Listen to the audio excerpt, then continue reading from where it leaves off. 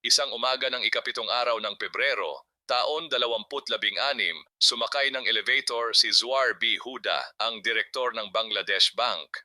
Pagbaba niya sa ikasampung palapag, mabilis siyang nagtungo sa pinaka-restricted na bahagi ng gusali. Mabigat ang laman ng kanyang isipan, isang problema na ilang araw na niyang sinusubukang ayusin. Ang printer. Ngunit hindi ito basta ordinaryong printer. Isa itong high-tech na makina na direktang konektado sa sistema ng bangko. Nakaprogram ito upang automatikong maglabas ng ulat ng mga transaksyon araw-araw, buong oras, walang patid. Kaya naman, ang pagkaubos ng papel sa tray nito ay hindi basta abala, ito ay senyales ng isang mas malaking suliranin.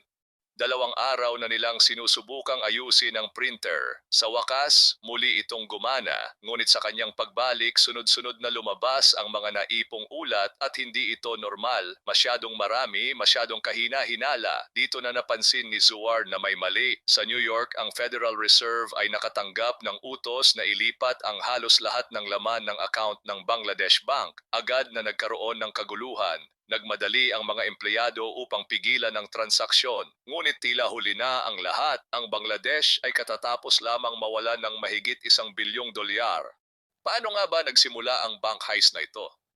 Taong 2015, buwan ng Enero. Sa kalmadong gabi, isang email ang dumating sa mga inbox ng ilang empleyado ng Bangladesh Bank. Wala itong kakaiba sa unang tingin, isang simpleng job application na may kalakip na zip file. Ngunit sa loob ng file ay naroon ang simula ng isang sakuna. Ang zip file ay may dalang malware, isang makapangyarihang uri ng mapanirang software na ginawa mismo ng mga bihasang hacker upang pasukin ang sistema ng bangko. Isa-isang binuksan ito ng mga empleyado, hindi alam na sa bawat pag-click ay binubuksan nila ang pintuan sa mga magnanakaw. Gaya ng cancer, unti-unti at tahimik na kumalat ang malware. Ngunit ito ay hindi basta malware. Ito ay isang advanced at custom-built na software. May kakayahan itong magtatag ng mga encrypted na channel at imapa ang buong istruktura ng bangko. Sa loob ng halos isang taon, ginamit ito ng mga hacker upang gumawa ng mga tagong daanan sa network ng bangko. Pinag-aralan nila kung paano magtrabaho ang mga lehitimong empleyado, paano sila magpadala ng pera, paano gumagalaw ang sistema.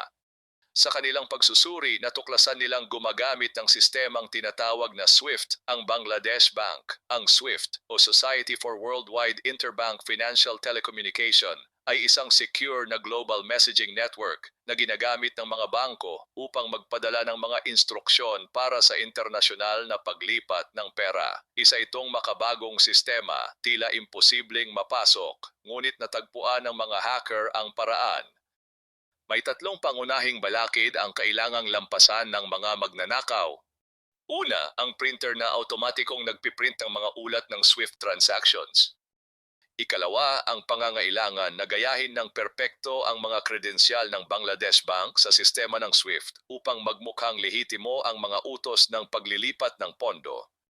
Ikatlo, kahit hindi ganon kalaki ang pondo sa mismong account ng Bangladesh Bank, hawak naman nito ang milyon-milyong dolyar na nakaimbak sa Federal Reserve Bank ng Estados Unidos. Iyon ang tunay na target.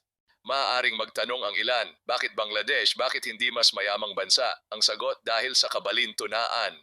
Sa panahong iyon, mabilis ang pag-unlad ng ekonomiya ng Bangladesh. Ngunit sa kabila ng pag-angat nito, nananatili itong isang umuunlad na bansa at kasama sa pagiging developing nito ang kakulangan sa mahigpit na cybersecurity. Sa madaling salita, may yaman itong pwedeng nakawin, ngunit hindi ito sapat na protektado. Ito ang nakita ng mga hacker, isang gintong pagkakataon. Habang patuloy ang kanilang paniniktik, naisip ng mga hacker ang isang mas matalinong estratehiya imbes na sirain ang buong sistema o i-lock ang computer ng printer, nilikha nila ang isang espesyal na malware. Kapag nailagay sa computer, titigil ito sa pag-print, magmumukhang simpleng technical issue. Ngunit sa katotohanan, ito ay isang panakipbutas upang maitago ang kanilang mga transaksyon. Kinailangan din ng mga hacker ng destinasyong ligtas pagdaluyan ng salapi. Sa kalagitnaan ng taong 2015, nagbukas sila ng 4 na account sa RCBC Bank sa Kalye Jupiter, lungsod ng Makati sa Pilipinas, Lahat ay may paunang deposito na $500. Ang ikalimang account ay binuksan naman sa bansang Sri Lanka. Nag-set up din sila ng mga backup account sa iba't ibang panig ng mundo. Lahat handang tumanggap ng milyon-milyong dolyar. Handa na ang lahat, nakaayos na ang entablado para sa isang pandarambong na walang katulad. Sa gabi ng Huwebes, ika-4 na araw ng Pebrero, taon 2016, sinimulan ng mga hacker ang kanilang plano habang nagsisiuwian na ang mga empleyado. Palihim na nag-log in ang mga hacker sa mga computer na may control sa Swift network. Ngunit ang tunay na talino ng kanilang plano ay nasa oras. Sa Bangladesh, nagsisimula ang weekend tuwing Huwebes ng gabi. Ibig sabihin, walang tao sa bangko hanggang Linggo ng umaga. Samantala, sa New York, iyon ay Biyernes ng umaga, aktibong araw sa Federal Reserve. At sa Pilipinas naman, ang darating na Lunes ay pista opisyal dahil sa bagong taon ng Chino. Kaya mula Huwebes hanggang Lunes, 3 time zone ang kanilang na-exploit, isang napakatalinong paraan upang itago ang kanilang mga kilos. Sa Biyernes ng umaga, sunod-sunod na natanggap ng Federal Reserve sa New York ang mga SWIFT transaction request na kunway galing sa Bangladesh Bank. Isa-isa, ipinadala ang halos 751 milyong dolyar sa iba't ibang account ng mga hacker.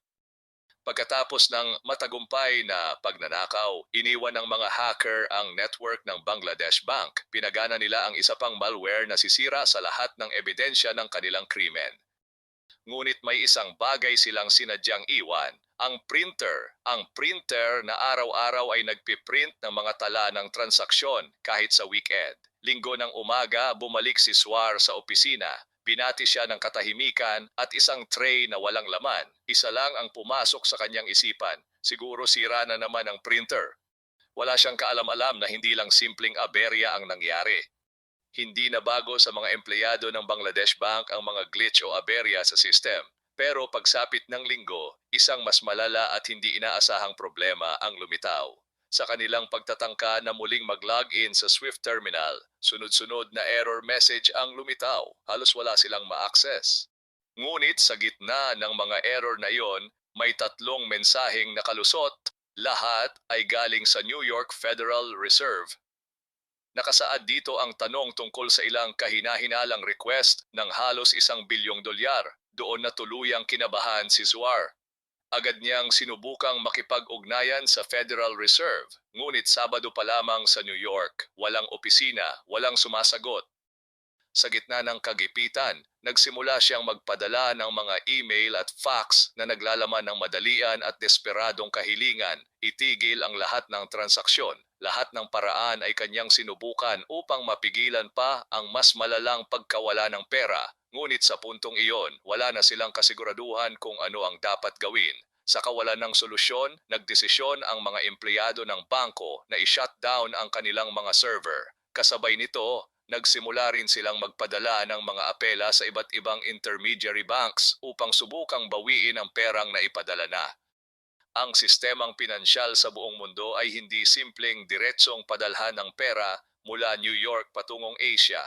Sa halip, ito'y dumadaan sa mga tinatawag na intermediary banks, mga bangkong tagapamagitan sa bawat yugto ng paglipat. Ito ang lalong nagpabigat sa sitwasyon. Kinailangan ng mga empleyado ng Bangladesh Bank na tumawag at maghanap ng mga pondo sa iba't ibang bahagi ng mundo. Ngunit dito na pumasok ang isang hindi inaasahang pangyayari, isang kisap ng swerte. Ang automated system ng Federal Reserve sa New York ay nakaprograma upang salain ang mga transaksyon at markahan ang mga kahina-hinala. Sa kabutihang palad, 30 transaksyon ang na-flag para sa manual review. At sa hindi inaasahang pagkakataon, isa sa mga salitang ginamit sa Swift order ay kapareho ng pangalan ng isang barkong Iranian na nasa blacklist ng Estados Unidos dahil sa paglabag sa economic sanctions. Ang pagkakatulad na iyon ng salita ay nagsilbing hudyat ng alarma. Lahat ng mga transaksyong may kabuuang $870 milyong ay pansamantalang ipinareview sa tao. Habang tinitingnan ng mga tao ang mga transaksyon, nakita nila ang mga red flags. Masyadong malaki ang halaga, sobrang dami ng kahilingan, at karamihan ay nakalaan sa mga pribadong entity imbes na lehitimong mga bangko. Sa natitirang 5 transaksyon, isa ang agad na pinayagan, 20 milyong dolyar papunta sa isang account sa Sri Lanka. Ngunit sa pagdaan nito sa isang intermediary bank sa Germany, isang simpleng pagkakamali ang naging sanhi ng pagkaantala. Mali ang spelling ng pangalan ng foundation. Imbes na Shalika Foundation, naging Shalika Foundation na walang letra O. Kapag may maling spelling sa mga institusyong pinansyal, automatikong napupunta ito sa masusing pagsusuri. Nang mapansin ng isang empleyado ang pagkakaibang iyon, agad na nire-review ang transaksyon at binalik ito sa account ng Bangladesh Bank sa New York. Ang natira, 4 na transaksyon na may kabuang 81 milyong dolyar. Sa kabuang 35 transaksyon na tinangka, isa lamang ang tunay na nagtagumpay. Ang 4 na transaksyon na umabot sa 81 milyong dolyar. Ang mga perang ito ay matagumpay na nailipat sa 4 na account sa RCBC Bank sa Maynila, Pilipinas. Nagawa ito ng mga hacker sa mismong panahon ng Chinese New Year kung kailan sarado ang RCBC. Walang makapigil sa kanilang kilos, ngunit kailangan pa rin nila itong ma-withdraw. Karamihan sa perang ito ay napunta sa isang hindi nakilalang Chinese national. Ayon sa investigasyon ng mga autoridad sa Pilipinas, humigit kumulang 30 milyong dolyar ang napunta sa taong ito na kalaunay bigla na lang naglaho na parang bula. Walang impormasyon kung sino talaga siya, kung anong papel niya sa plano at kung saan dinala ang pera. Hanggang ngayon, nananatili siyang misteryo. Ang natitirang 51 milyong dolyar ay kailangan ng i-launder upang ito'y hindi na matrace pabalik sa krimen. Dito na pumasok ang plano, dalhin ang pera sa mga kasino. 30 milyon ang dinala sa Soler Casino at 20 milyon sa Midas Casino, parehong matatagpuan sa Pilipinas. Sa panahong iyon, walang mahigpit na batas laban sa money laundering ang mga kasino sa bansa, kaya't naging perpektong dausan ito ng perang ninakaw. Hindi pa tiyak kung paano dinala roon ang pera, ngunit kadalasan hindi na kailangang magdala ng pisikal na salapi. Sapat na ang pag-link ng account sa casino system para mailipat ang pera. Ngunit hindi pwedeng basta i-withdraw ito agad. Kailangan muna nilang magkunwaring naglalaro. Kaya't humiling sila ng mga private gambling rooms, tinatawag na junket rooms, kung saan naglalaro ang mga high rollers ng walang istorbo. Doon, sinabi nilang maglalaro sila ng hanggang 10 milyong dolyar. Pinili nila ang larong bakarat, isang klase ng sugal na may mataas na return rate. Sa ganitong paraan, maaari pa rin nilang mabawi ang malaking bahagi ng pera kahit matalo ng kaunti. Habang patuloy ang kanilang pagsusugal, sinusubaybayan na sila ng mga bangko, pulisya at pandaigdigang autoridad. Alam ng lahat na may nawawalang 81 milyong dolyar at desperado ang lahat na ito'y mabawi. Ngunit huli na.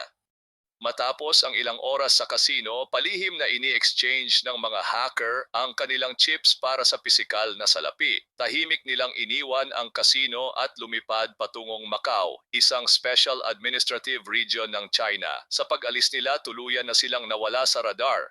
Isa na ito sa pinakamalaking bank robbery sa kasaysayan. Ngunit sino nga ba ang may gawa?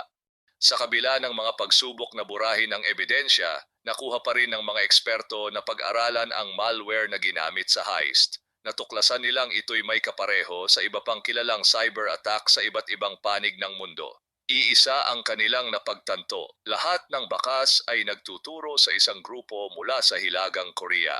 Ang grupong ito ay pinangalan ng Lazarus Group ng mga cybersecurity researchers. Isang bihirang bagay na ang isang bansa ay manghak upang kumita ng pera, ngunit kung iisipin mula sa geopolitikal na pananaw, may lohika ito.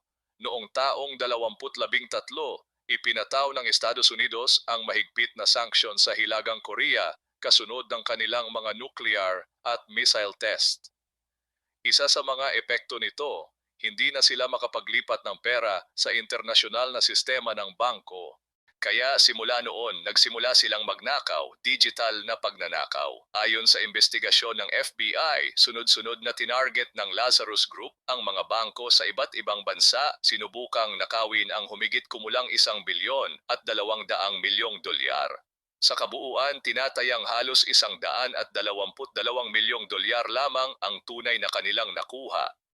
Ngunit ang kanilang pagnanakaw sa Bangladesh Bank ay isa sa pinakamalawak, pinakamapanlikha at pinakakamanghamanghang heist sa modernong kasaysayan.